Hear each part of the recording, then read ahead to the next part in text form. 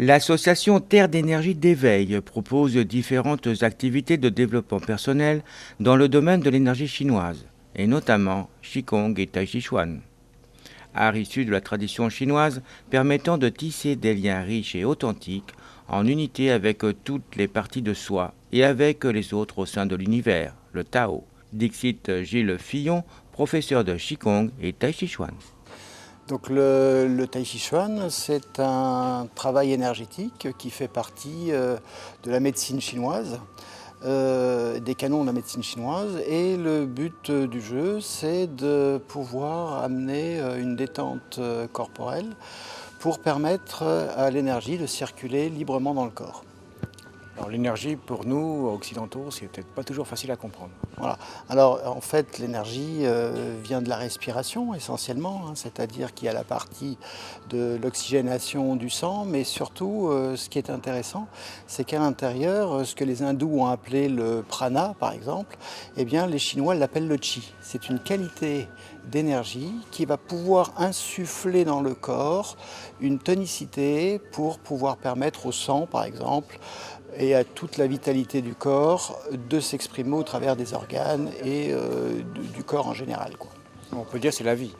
C'est la vie qui va passer à travers nous et qui va aussi filtrer à l'extérieur, c'est-à-dire le but du jeu n'est pas tant de retenir cette énergie que de la laisser circuler dans l'univers.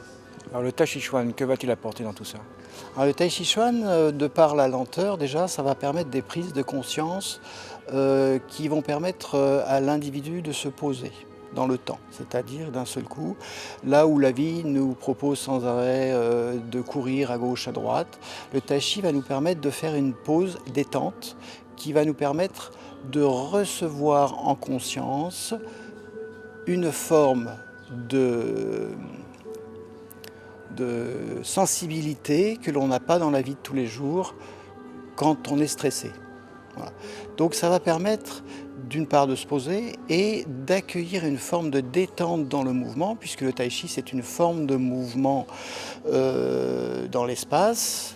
Il y a 110 mouvements dans la forme Yang que j'enseigne et que je pratique.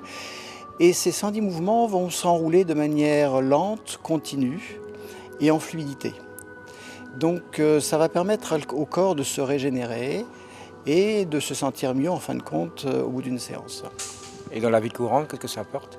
Dans la vie courante, ça permet déjà de voir un petit peu les choses différemment, c'est-à-dire quelles sont les priorités dans la vie. Est-ce qu'on va passer sa vie à courir pour accumuler des biens matériels ou est-ce que l'essentiel n'est pas ailleurs, c'est-à-dire à savoir peut-être prendre conscience de qui on est profondément. Et ce n'est pas également un art martial?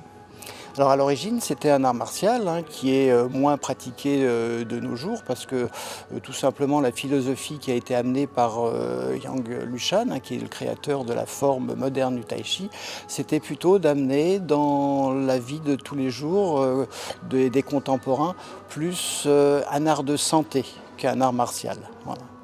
Alors vous enseignez ici donc à Valette, comment ça se passe au niveau des cours de Valette? Alors le cours de Valette, c'est le mardi soir de 18h45 à 20h15 et dans une autre salle, la salle Atlanta qui est près de la piscine, c'est de 19h à 20h le mercredi soir. Voilà.